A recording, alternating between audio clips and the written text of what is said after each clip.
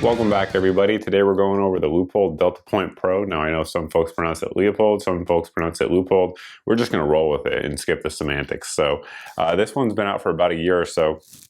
And really, there's not a lot of reviews on it, which is one of the reasons I asked Optic to send one out for T&E, so they were kind enough to do so. And before I forget, there's going to be a special code, guys. It's going live as you see this video, and it's going to go through midnight on July 11th. That's going to give you 10% off this and anything else over at Optic's Planet's site. Now, they have pretty good prices, so with 10% off, there's going to be some pretty good deals over there. So check it out. We'll put a link down below for you guys to go over there and see what you can find with that discount code. But moving on, not a lot of reviews of this one, and like I said, it's been out for a while, so I requested it because I was somewhat of a critic of the original DeltaPoint, which we'll get into a little bit more in the video. But this one had good reviews than the limited use that I did see. So like any red dot site, it has some pros and cons. But what we're going to do next, a little bit more shooting, let the dogs take a look at it, and then we're going to get into some of the details of the Optic.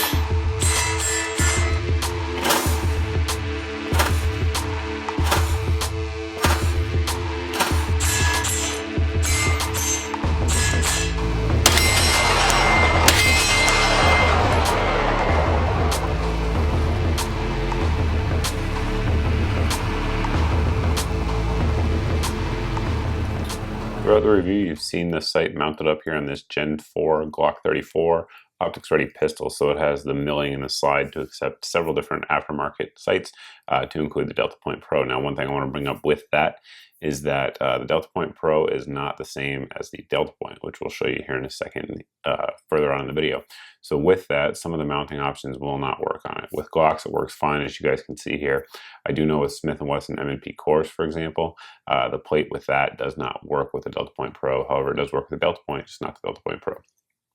There can be some sort of milling that will accommodate it if you want to do that, and also you can get a adapter plate, or at least Leupold says you will be able to get one soon that they'll be making to use the DeltaPoint Pro on the M&P Core series, so stand by for that, but as of right now it's not actually out yet. So my point is, with all that said, if you're going to get the Pro, make sure if you want to use it on a pistol that it's actually going to fit the pistol that you intend to use it on. The body of the Optic is made of aluminum, so this portion down here is all aluminum. It's got a nice anodized finish on there. It's going to be very corrosion resistant, and the hood here is made of steel. It's relatively thick. We'll show you that here in just a second. And what that does is going to give you good protection if you drop it, to try to prevent your lens from cracking, breaking, shattering, etc. For those of you that have watched the channel for a while now, know that I did actually break one of the original DeltaPoints, and so that was one of my criticisms of it. This one here, so far so good, and you can see it's getting pretty scuffed up around the edges. This one's got quite a bit of use, and so far so good on that front, so good there. One feature of this Optic that sets it apart from some of its competitors out there is the fact that the battery compartment is on top, so you don't have to actually remove the Optic to change the battery out. So the benefit of that is if you have it zeroed to your gun, no need to mess with it, take it out, and change the battery. So to do so, you're just going to press this little lever here. It doesn't even require any tools. See if we can do it. The camera can actually see what I'm doing. I'm press over. I'll do it normal. There you go. Pops up, and the battery itself is actually magnetically attached to the top cover there as the camera zeros. So it is a CR3032 battery, relatively common battery. So you replace it, and it just push down, and it'll click into place and just push over, and that locks it in. So that's as easy as it is to change your battery. Additionally, you see we do have windage and elevation adjustments there. Those are 1 MOA adjustments, so that's certainly pretty good for a pistol. And one thing that's nice about these versus some of the other red dots out there on the market is that they click every time you actually move it. So each MOA that you adjust it, you hear and feel, I should say, a click. So just to kind of show you what that looks like. I don't know if my mic will pick it up, but I'll stop talking to see if it will.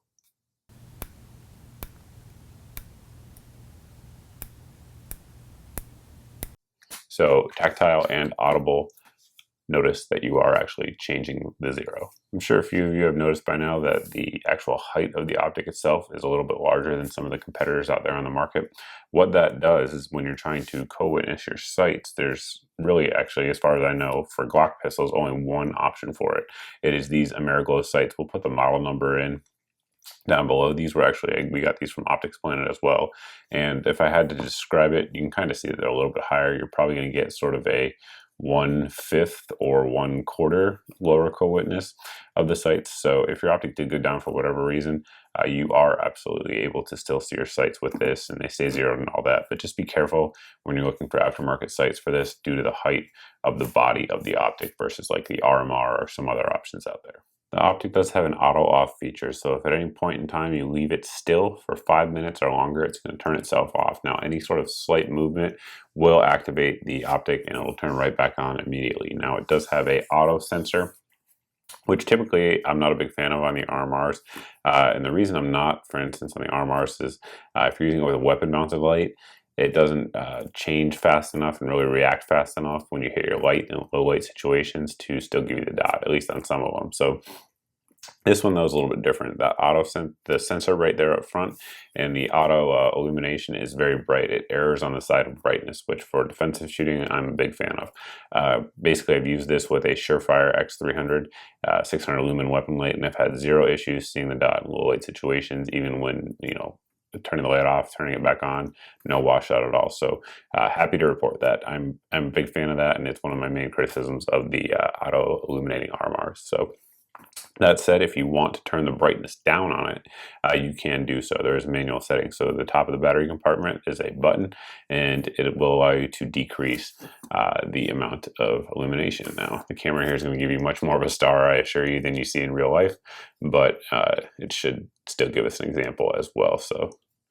press it a few times and you'll see it is much dimmer.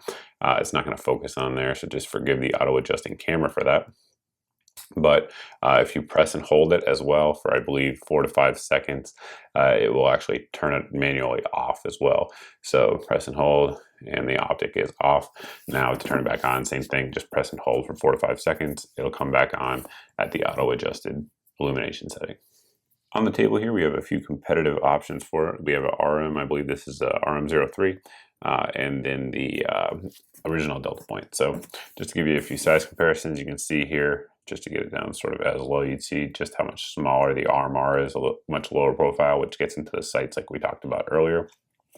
Now, one advantage for a lot of folks anyway is going to be the perceived field of view versus of the RMR versus DeltaPoint Pro. It's much larger, so people seem to have an easier time picking up the dot. I will tell you 100% without question, for me, that's the case. I pick up the dot faster in general on the DeltaPoint Pro for sure.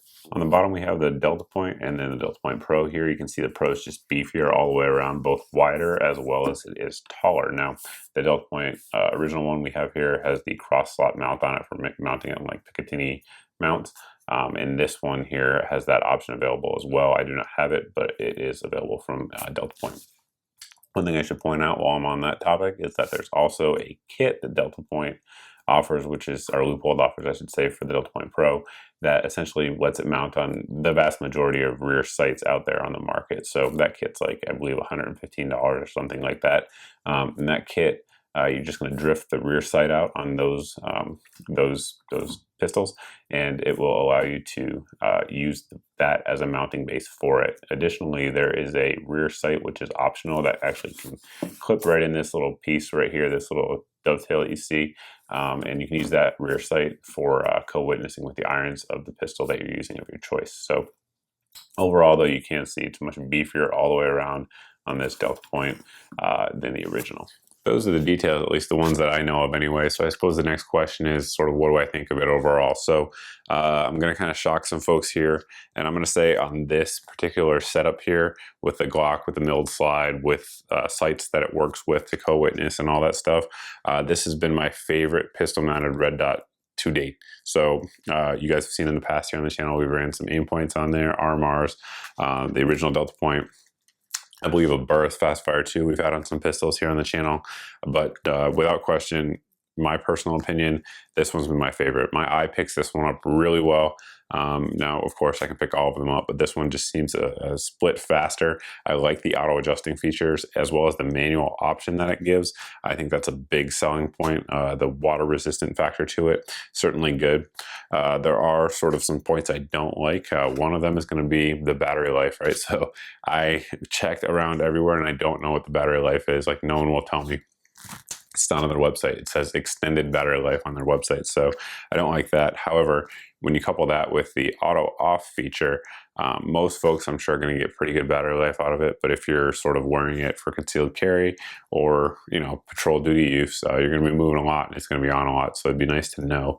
That said, one point I want to cover on that I didn't cover earlier is if you are wearing this sort of in a concealed carry role, when the auto on feature comes on, it's going to come on using the light sensor. So if it's a covered garment, your optic is obviously going to be covered as well, so it's going to come on one of the lowest settings. So it's certainly good for battery life, but I wish I could get some numbers on that. If any of you guys know those numbers, by all means post down below in the comment section, I should say, and I will annotate that in the video when I get that answer. So that's the downside.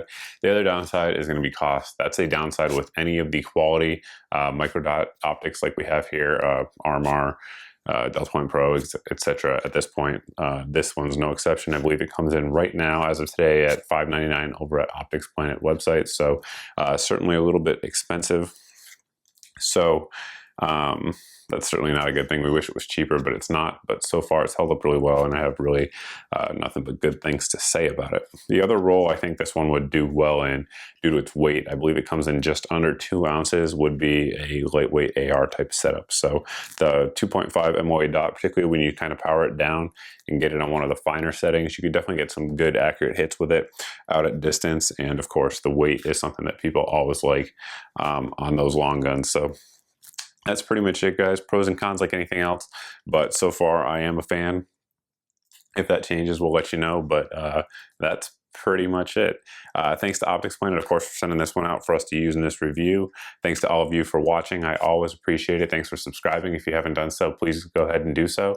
And if you have questions, post below down in the comment section. You can also post over at my Facebook page as always. But thanks for watching, guys, and we'll see you in the next video.